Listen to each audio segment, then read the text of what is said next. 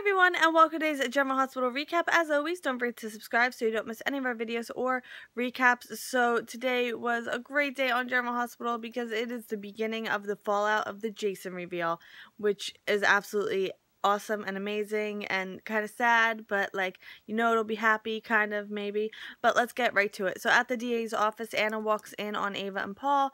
Ava leaves, and Paul says that Ava threw a fit in his office, which is why it was a mess. And Anna's like, yeah, I don't think so. You both looked pretty cozy when I was walking in. And Anna says that she's going to confess to killing Carlos, and Paul brings Emma up, more specifically the picture he took of Emma and Anna. And Anna says that Paul is threatened because if she confesses, it calls a lot of what he's done into question. And Anna says if Paul goes anywhere near Emma, he'll die like Carlos. Paul's like, I don't want Anna, I don't want you to sacrifice your life for Carlos, but, that's obviously, he has ulterior motives, but that's what he's trying to sell her on. And Anna says she's haunted by Carlos, and if going to jail is going to make that go away, then that's what she wants to do. And he tries to talk her out of it and says that he wants her to work for him, and then they can work together. So we'll get back to that. The courtroom, it occurs to all of them, Rick, Sonny, Morgan, and Michael, that nobody's talked to Carly in like a really long time.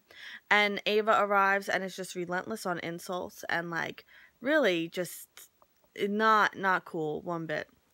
And it's not so much insults, it's that she's trying to make him feel horrible about being in a wheelchair, and there's absolutely nothing wrong with being in a wheelchair, but like she's really, it's just really gross what she says, basically. It's just really disgusting. So they all agree to not lose their cool, and Julian asks Ava if she can work out an agreement with Sonny, and she says absolutely not, which I don't think is very smart. The trial starts, and the judge wants to hear from the children first. Kiki arrives, and she says she's ready to testify. Music to my ears. Morgan is first up to testify, and Scott brings up how he went to military school and how he was forced to go by his mother because his mother was afraid that he would get shot being around Sonny. And Morgan says, no, military school was my choice. I wanted to go. And he's very convincing to the point where Scott and Ava look very disappointed. The charges against Ava are brought up, but the court isn't concerned with that. AJ gets brought up. There's a bit of an outburst, but that gets quashed too. Michael takes the stand. Him getting shot gets brought up, and Michael's previous testimony in his custody case also does. So Michael says he was reacting to the death of AJ in his previous testimony. Rick has a signed affidavit from Dante supporting Sonny because Scott tries to bring that up too. Kristina's in the middle of midterms and couldn't come, but also has an affidavit to support Sonny. Michael's name change gets brought up, and he's very open that he wanted to punish Sonny, and that's why he filed for custody. And Michael gives amazing testimony in support of Sonny and Carly, and it was just a total 180 from where we were with Michael this time last year, So Kiki gets sworn in, and Scott thanks her for being there to testify on behalf of her mother. And Kiki's like, oh, no, I'm not here to testify on behalf of her. I'm here to testify that she should never be allowed to raise another child again. And I'm pretty sure my heart floated out of my chest and started dancing around the room because that was just everything I wanted and more. So she brings up all of Ava's sins, including the murder of Connie Falconeri, and sleeping with her boyfriend, and just, oh my goodness, it was amazing. If you're someone like me and you're not a huge fan of Ava, then it was probably the best time you've had. It was what made your Monday better, because my Monday has never been better. So the judge calls for recess after Kiki's testimony, and Kiki goes up to Sonny, and she says he's been nothing but good to her, and he's never tried to keep her away from Avery, and, she knows what it's like because her mother kept her away from her father her whole life, and she hugs Sonny and says he's going to be an amazing father to Avery. So Ava looks in her purse and then closes it. I think I know now what she has in it, and I think it's a recording device. Then she goes over to Sonny, as it's just her and him in the courtroom alone, which I think was that shouldn't have been allowed. So Ava keeps bringing up how handicapped Sonny is, and how Avery will have to grow up to take care of him. Oh, to have to take care of her weak, vulnerable father. And, like, I mean, Ava just... Oh, there's no words for, like, just how bottom of the barrel. Like, does she think she's insulting? Because she's just making herself look really, really bad, you know? So at the wedding, I know this is what everyone's been waiting for, so here's the wedding. Carly and Jason arrive. And Jason says Carly was in a car wreck. Lucas comes over to her and she's like, I'm fine, I'm fine, I'm fine. We have bigger fish to fry right now. So Jason says that he discovered who he is. Technically, it's still Jake saying this, but since I promised that as soon as the Jason reveal happened, we would never be using that name again, I'm sticking to it. So Jason tells Liz that he never stopped looking into his identity, and Carly fills in about Spinelli's computer and the program, and he says that he's Jason Morgan. And I just, again, my heart exited my chest again and just started flying around the room. So happy. So Liz plays dumb. Sam is taken aback. Carly takes out the computer and shows Sam the program, and Jason takes out the DNA test that Carly had run by an independent place. It's a lot for Sam to take in. She's just as overwhelmed as Jason was when he found out. Lucas gets the guests to leave, at least the ones that aren't directly involved with this whole thing, because there won't be a wedding today. Too bad, Elizabeth. Not that it would have been valid anyway.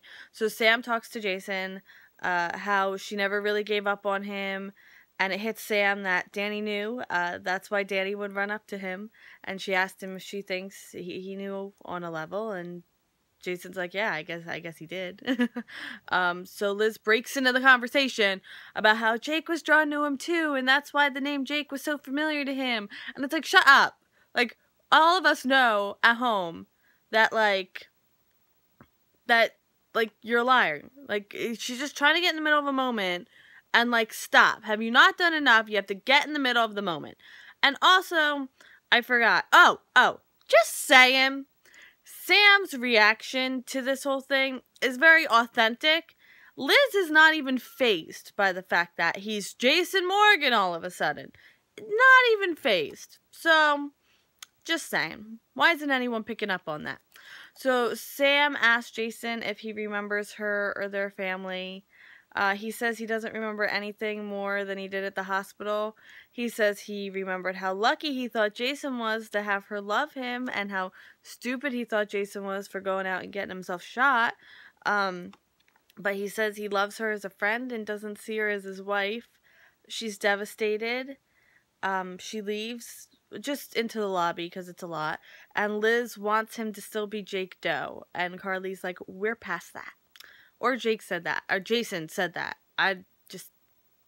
How ridiculous is that? Like, obviously, like, that is not even a real reaction. Like, oh my god, I just found out you're the former love of my life, but I still want you to be this new person. Like, just stop, Elizabeth. Just stop.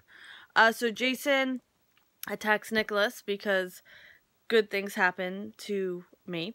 And he has him in, like, a serious chokehold. And Liz defends Nicholas, and Nicholas, holds steady that he never knew anything. Sam says that if Nicholas knew who he was, she'll never forgive him, so get ready to never forgive your cousin, Sam. Liz is like, this doesn't have to change anything, and he's like, yeah, it changes everything. And Carly tries to keep everyone on the same page, and Jason leaves to figure stuff out, and Liz goes after him because I was gonna be his wife today. Ugh, shut up. Sorry. Like, you're all feeling it too. I don't have to apologize. So Lucas takes Carly to the custody hearing, but her and Sam have an emotional hug first, which I think is pretty amazing considering how when Jason was alive, her and Sam were kind of like, you know, a little rocky. And this leaves Patrick and Sam alone in the church. So that's going to be fun. End scene. It was pretty, like, streamlined today because a lot of characters didn't move between scenes, so it was nice. Those are my favorite episodes when the characters don't move in between scenes. So end scene. So Paul wants to hire Anna as an investigative consultant for the DA's office, and she's like, won't that compromise my principles? And he's like, aren't they already compromised? So whatever. We'll see what happens with that. I'll keep an eye on it for you. Carly shows up to the courthouse. Michael and Morgan are like, oh my god, no, what happened to you? And she's like, I'm fine. And she needed to get into that courtroom like 2 seconds sooner than she did. So Sonny threatens Ava after her barrage of ridiculousness. Like, that's all I can really call it. It was just plain ridiculousness. So he does threaten to kill her, and I'm like, I'm like 99.100% sure she has a recording device in her purse, and that's what she wanted. Hayden and Nicholas are back at Windermere. Hayden reveals that she knows that Nick and Liz have known for months that Jake is Jason. So, way to get yourself killed again.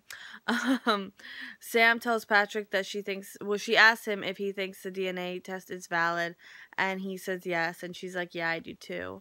So, where's that going to leave them? Who knows? I do. Well, I don't, but, you know. They can't stay together. Her husband, the love of her life, is back. And, you know, Jason, he has had memories. He's had those flashes, but he hasn't been able to hold on to them. But he remembers more than he knows he remembered. That's weird. Okay, so Jason is back on the bridge, and he says he knew it looked familiar. And Liz is like, look at me. And he looks at her, and she's like, I'm sorry. But she's not going to confess to knowing who he is, because she's Elizabeth. So why would she do that? But anyway, that is it for today's General Hospital recap. Oh, the fallout. Jason Revealed 2, the fallout. I will see you tomorrow for more General Hospital, and I hope you have a great day. Bye!